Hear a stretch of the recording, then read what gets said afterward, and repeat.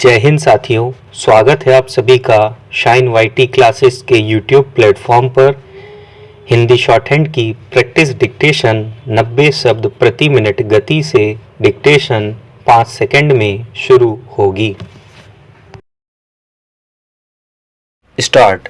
भारत की न्यायिक व्यवस्था में मुकदमों का लंबे समय तक चलना गंभीर समस्या है।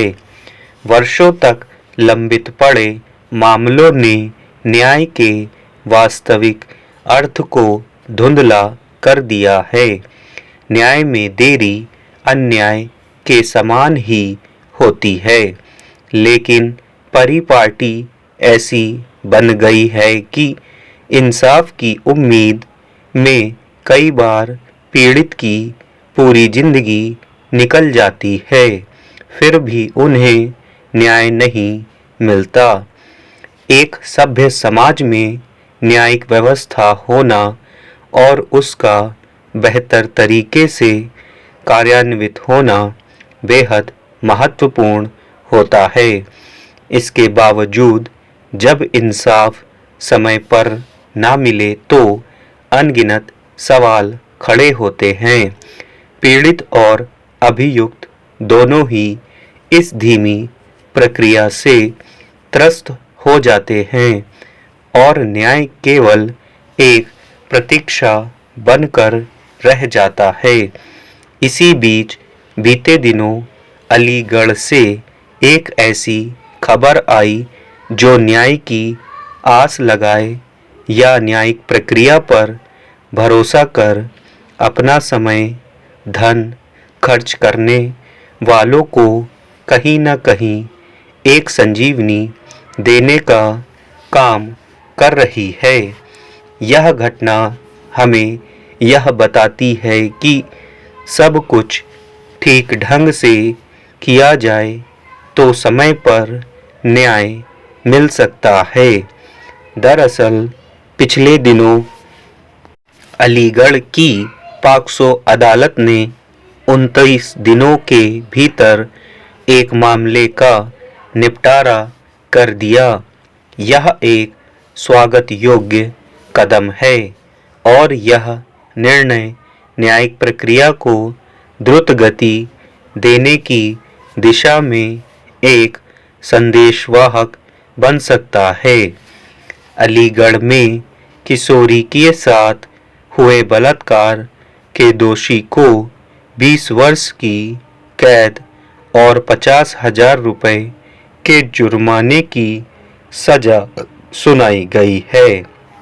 यह घटना न केवल पीड़ित को त्वरित न्याय दिलाने का प्रमाण है, बल्कि उन तमाम मामलों के लिए भी एक नजीर है जो अनावश्यक देरी के कारण वर्षों तक लंबित रहते हैं। यह सवाल उठता है कि आखिर ऐसा क्यों नहीं हो सकता कि हर मामले को इसी तरह जल्द निपटाया जाए। क्या पुलिस और अभियोजन की तत्परता वास्तव में न्यायिक प्रक्रिया को तेज कर सकती है, या यह महज एक अपवाद है जिसे सामान्य नहीं माना जाना चाहिए? शायद यह मामला इसलिए भी चर्चा में है क्योंकि इसका फैसला भारतीय न्याय प्रणाली की नई व्यवस्था लागू होने के बाद पहली बार आया है। ऐसे में यह त्वरित न्याय का प्रतीक है, या फिर इसे महज एक संयोग मानकर दरकिनार कर दिया जाए? सच तो यह है कि हमारे देश में पुलिस, अभियोजन और न्यायिक प्रक्रिया के बीच सामंजस्य की कमी न्याय में देरी की मुख्य वजह रही है। जिस प्रकार अलीगढ़ के इस मामले में पुलिस ने साक्ष्यों को तुरंत एकत्रित किया, अभियोजन ने मामले को गंभीरता से पेश किया और अदालत ने तत्परता से मामले की सुनवाई की। वैसा सभी मामलों में नहीं हो पाता। सामान्यतः पुलिस जांच के लिए समय नहीं निकालती है, अभियोजन तर्कों को ठीक से प्रस्तुत नहीं कर पाता और अदालतों के सामने मुकदमों का अंबार लग जाता है। ऐसे में जल्दी निपटारा असंभव हो जाता है। पैरा।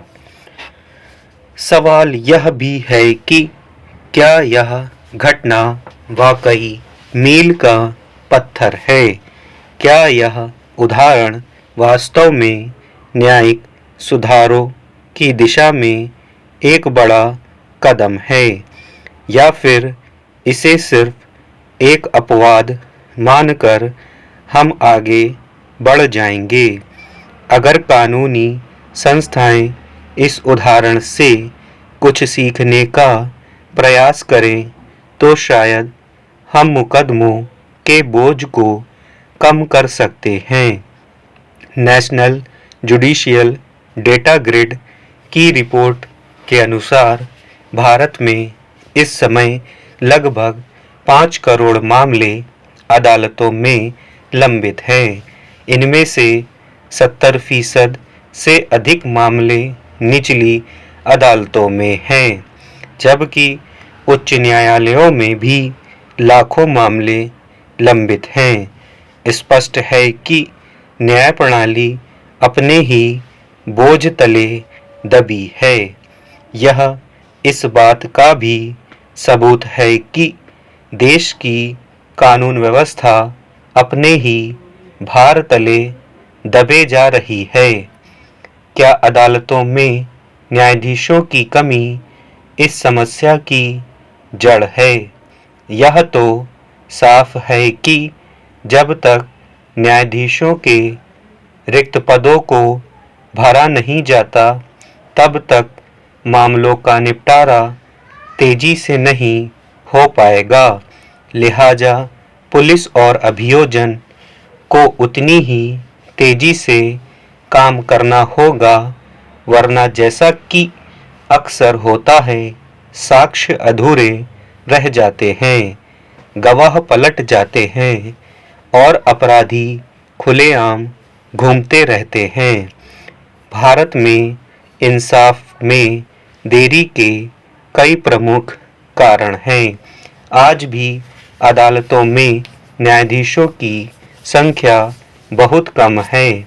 विधि आयोग की रिपोर्ट के अनुसार भारत में प्रति 10 लाख की जनसंख्या पर केवल 21 न्यायाधीश हैं, जबकि अमेरिका में यह संख्या 107 और ब्रिटेन में 50 है।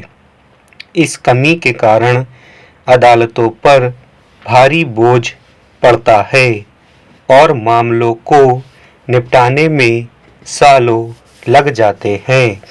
यहाँ तक कि पुलिस और अभियोजन पक्ष की कार्यशैली भी बहुत लचर है। कई बार देखा गया है कि अपराध की जांच में देरी, साक्ष्य इकट्ठा करने में लापरवाही और गवाहों की सुरक्षा का अभाव आदि के कारण पीड़ित पक्ष को समय से न्याय नहीं मिल पाता है। कई मामलों में देखा गया है कि गवाहों को भी कभी लालच देकर या फिर डरा धमकाकर अपने बयानों से पलटने के लिए मजबूर कर दिया जाता है। भारतीय न्यायालय में डिजिटलीकरण की गति बहुत ही धीमी है, जबकि त्वरित न्याय के लिए डिजिटलीकरण एक महत्वपूर्ण भूमिका निभा सकता है। साथ ही ई-फाइलिंग, ऑनलाइन सुनवाई और मामलों के प्राथमिकता आधारित निपटारे जैसे उपायों को भी अपनाया जाना चाहिए। आर्टिफिशियल इंटेलिजेंस यानी कृत्रिम मेधा और मशीन लर्निंग जैसी तकनीकों का उपयोग कर लंबित मामलों की पहचान और प्रबंधन को प्राथमिकता दी जाए। सरकार को न्यायिक प्रणाली के लिए पर्याप्त बजट आवंटन, नई अदालतों की स्थापना और कानूनी ढांचे में सुधार जैसे कदम उठाने होंगे। स्टॉप।